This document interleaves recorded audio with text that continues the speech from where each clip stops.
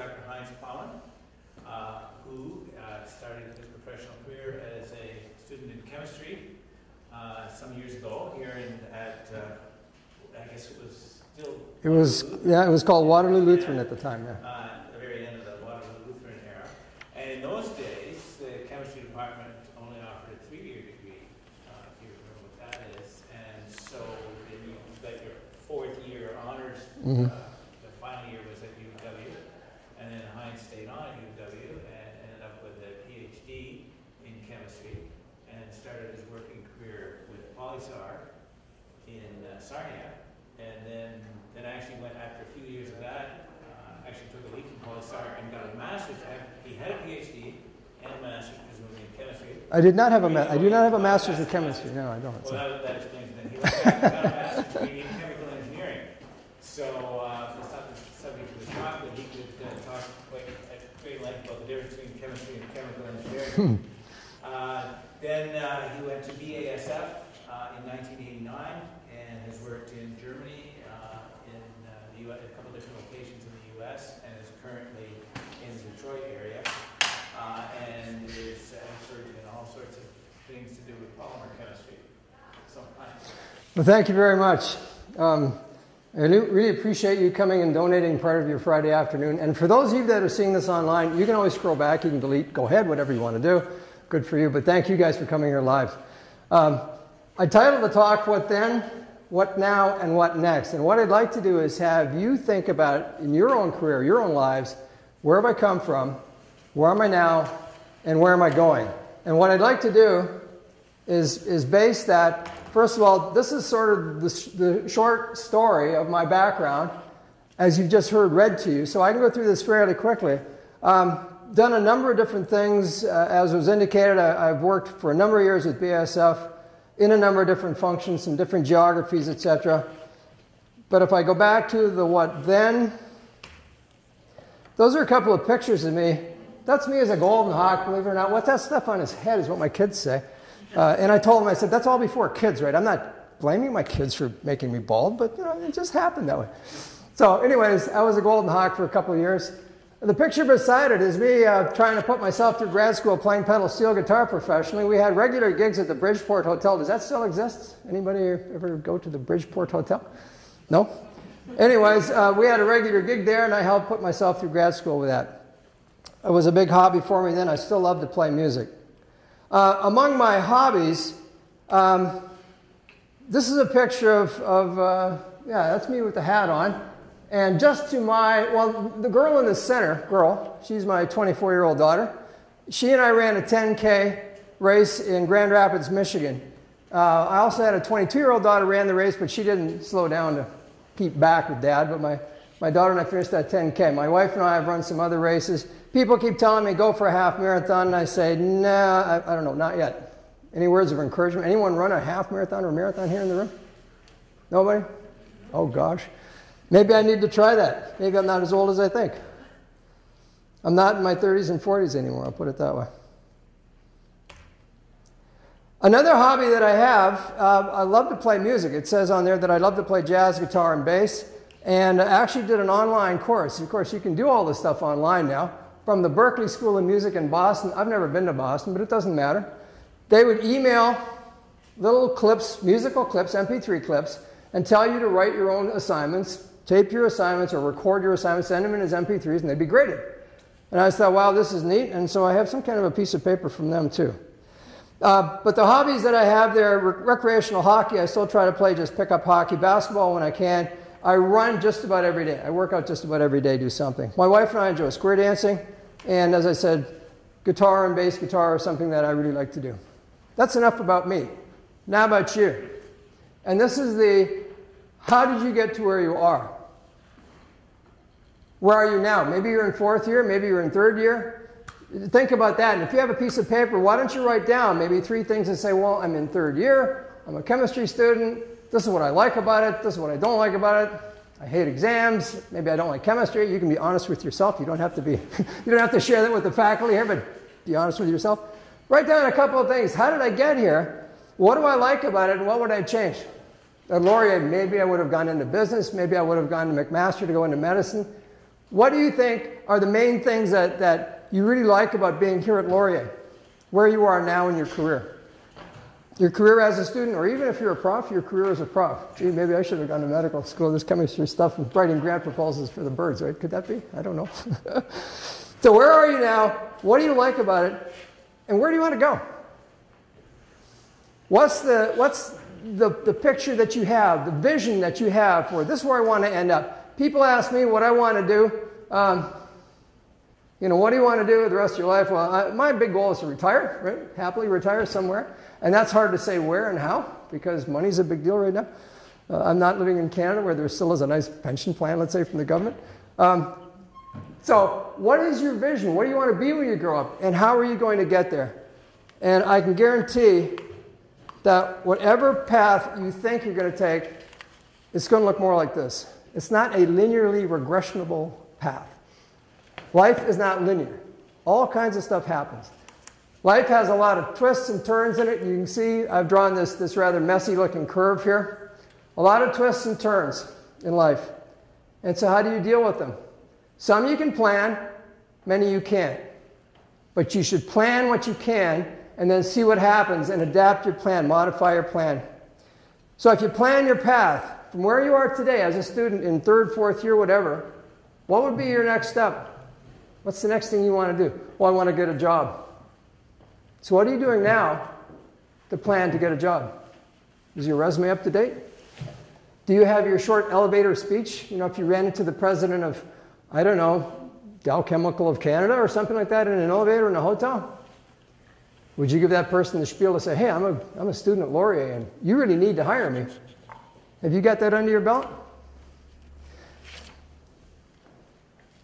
And I would suggest, just because 3 is a pretty easy number to work with, think about that. What would your next 3 steps be? And you can actually create a thing called the career roadmap, which looks like this. I am here. This is sort of my engineer hat, but we can all understand this. What's next? So my number 1 next could be this. Well, if that doesn't work out, I really wanted to be a bank teller all my life, but I just couldn't get into the Bank of Montreal. What might be your next step, your other step? There could be 3, there could be 4, whatever. And then, what's the one after that? This could be going to grad school. Could be going to Europe for a year, maybe, or Brazil. It could be getting a job doing something very different. So think about what that is, and I encourage you, just write them down. And don't worry, it's not carved in stone. It's your roadmap. Don't send it to me. I don't want it. It's yours. Take it out once in a while, look at it and say, so what am I going to do differently? If it's grad school, guess what you need to do? Finish first. Apply. Make sure your grades are good enough to get in. Maybe you can get grants, maybe you can get scholarships and stuff. So there's a lot of preparation, whatever that step is. If you want to, say, be a bank teller at the Bank of Montreal, what do you have to do? Connect into the Bank of Montreal, network with some people there, show up at the bank and just introduce yourself and say, hi, I'd like to talk to some of the people that work here. It all takes a little bit of courage, but not too much. And then you can think about, what do I want to do after that? Sometimes it's the case you don't have enough information to do that yet. So are you ready for this step? Are you ready for any of these? What's it going to take to get ready for those? What will it take for you to be ready to move to the next step and the step after that? And of course, it's all on paper. Or you can do it on your laptop, it doesn't matter. If it's on your laptop, you can delete it, move them around. On paper, you can erase it. The very first one of these that I drew, I want to say it was 1982. Gosh, this guy's old, isn't he? Around 1982. I showed it to my boss, and he just kind of threw it back at me and said, I can't promise you anything. And I said, I didn't ask for a promise. I just want you to think with me. So I showed it to his boss, and his boss said, wow, this is cool. Let me work with you. And then some of these steps actually took place. And that was really neat. So one of the things you should do is, if you draw up something like this, I mean, it's your life, your plan, you need to do it. If you draw up something like this, look at it once in a while, not every day, unless you're really worried about it. Once in a while, I look at it and say, so what am I doing? Do I need to go to the bank and introduce myself to some college? Do I need to go to the people in graduate school here and say, hey, how do I get in? What do I need to do? There's some things that you need to do. And then get input from others, as I'm saying up there. Talk to other people. And that's going to be a way that you're going to proceed to make this a reality. This could be your life. I've got some things up there that I've found and learned, and you can write down the ones that you want or not. Never stop learning and never stop thinking. It's amazing in industry sometimes what happens. People that have worked for me in the past, I'll say, now why did you do that? And the answer is really, duh. What were you thinking about? Duh. So it's just a tip. Don't stop thinking. And never stop learning. And one of the ways to learn, the next line says you can't learn less, only more. I encourage you to read and read and read. I just finished reading a book entitled Were You Born on the Wrong Continent? What's that about? It was written by a labor lawyer from Chicago who spent some time, not a long time, in Germany. And he started contrasting the cultures. And he said, the Germans read all the time and all kinds of stuff. They don't sit in front of their computers all the time in front of their TVs. And I saw that when I lived there. I'd sit on the train commuting to work, and they would have newspapers that were, I mean, the Globe and Mail would be small compared to what these guys were reading. And I looked at it, oh, it's just some sort of a cultural peculiarity. And yet they would come to me and say, oh, you're from Canada. Do you know what's going on in politics in Canada? These are my German colleagues. And ashamedly, I sat there and said, no, I don't. Oh, you live in the States. Do you know what's going on in the healthcare system in the United States? And I would say, ashamedly, I don't. Because they have a hunger to learn and a hunger that they satisfy by reading a lot. So I encourage you, go ahead and read. Read books, read articles, read anything that you can get your hands on. What you know, people say, well, what you know and who you know is really the most important thing. What you know will get you a job. And I tell people that I mentor at work, I say, what you know got you here. If you come in and say you're a physical chemist and you can't speak physical chemistry, that's a very tough place to start. What you know will get you here. But after that, who you know matters little. It's who knows you that counts. If you come back to this, if you know the manager of a bank, does it matter that you can say, hey, I know Miss So-and-so, she's the manager of the Bank of Montreal on the corner. I don't know what kind of bank there is on the corner here. There's probably a bank. I know the manager. That doesn't help you at all. But if you can say, she knows me, and I've talked to her about getting a job, and maybe when they have an opening, they will call me to interview me, it's who knows you that really counts. And that's how you build up your network. Talk to a lot of people. Again, you can't learn less. You're going to learn a lot from people. People who've got eons of experience beyond what you have, beyond what I have. I'm 56 years old. I've only got 56 years of experience. And I can look at it and say with, good fortune and God's grace, I've been to different countries and different continents and stuff like that.